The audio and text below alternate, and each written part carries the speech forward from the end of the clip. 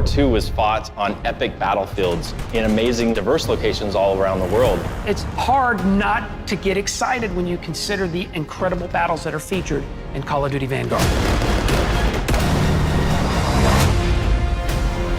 So many people that come together to create Call of Duty Vanguard. It was a privilege to be able to work with all these teams to build a world that feels authentic. Even though this is a fictional story, if the world feels right and is believable, it pulls the audience in. The team showed a lot of passion to come together to deliver this game. In Call of Duty World War II, we were telling more of a story of one U.S. Army infantry unit and their experience. With Vanguard, we're telling something entirely different. There's people that often seem to be forgotten when it comes to World War II. Some of the most dynamic stories are the stories of those people who are in the shadows, who have been shunted to the side by history. You play in different places, you experience different things, and it feels substantially different because of the visual styles we've been inspired by. There were so many amazing battles all across the world, often tide-turning battles, moments like Midway in the Pacific, North Africa, and Stalingrad. There is so much more of World War II that still needs to be told.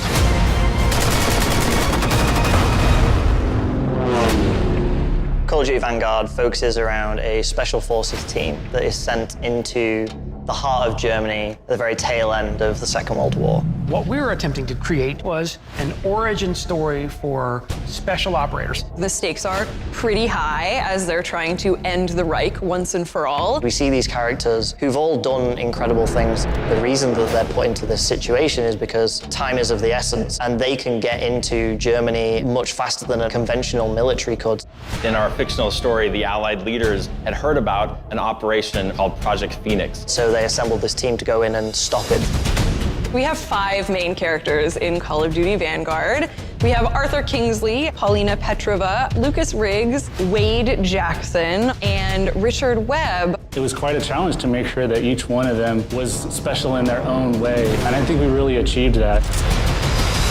Our team leader is Arthur Kingsley. Arthur Kingsley starts the war as a British paratrooper.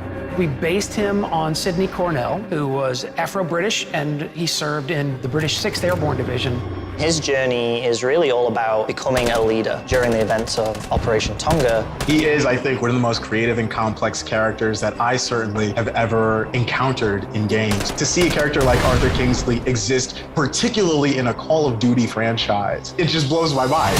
Paulina Petrova is our Soviet sniper. Her character is inspired by Ludmila Pavlyuchenko. Ludmila became a sniper. She ultimately earns the nickname Lady Death. Paulina's transformation as her city gets destroyed, emotionally, it's such a big change for her. She doesn't start the story as a soldier. She becomes a soldier by the situation. Paulina walks through the world with a very single-minded focus, the desire for revenge. And she becomes infamous to the Germans and a kind of symbol for the Russians.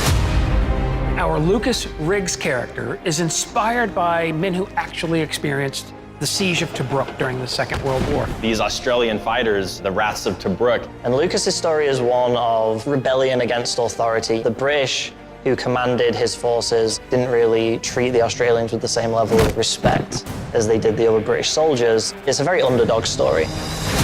Wade Jackson is our American character. He's inspired by this actual hero of the Battle of Midway that I know, named Vernon Mikeel. We hear about Vernon, who fought in Midway and was attributed with sinking 2 of the Japanese aircraft carriers. Wade wants to be a hero to everyone at home, and really his story is about him learning to accept that he has to get help from other people and that he's more impactful if he works as part of a team. Richard Webb is inspired by Terrence Otway. Otway was an officer commanding the 9th Parachute Battalion. We took a lot of inspiration on our Operation Tonga level in the game, and Richard Webb was a big part of that. Richard Webb and Arthur Kingsley, they're serving together on D-Day as British paratroopers, and then they ultimately become critical members of this special operations team.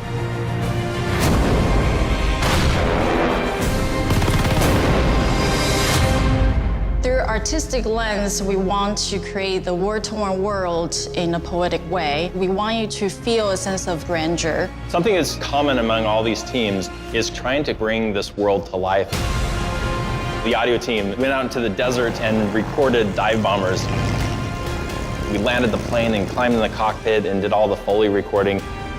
Our lighting team did the same thing. There were these wildfires in California. Our senior lighter decided to take his equipment and just go out and capture the sky. I immediately thought about we can use this for Stalingrad summer level.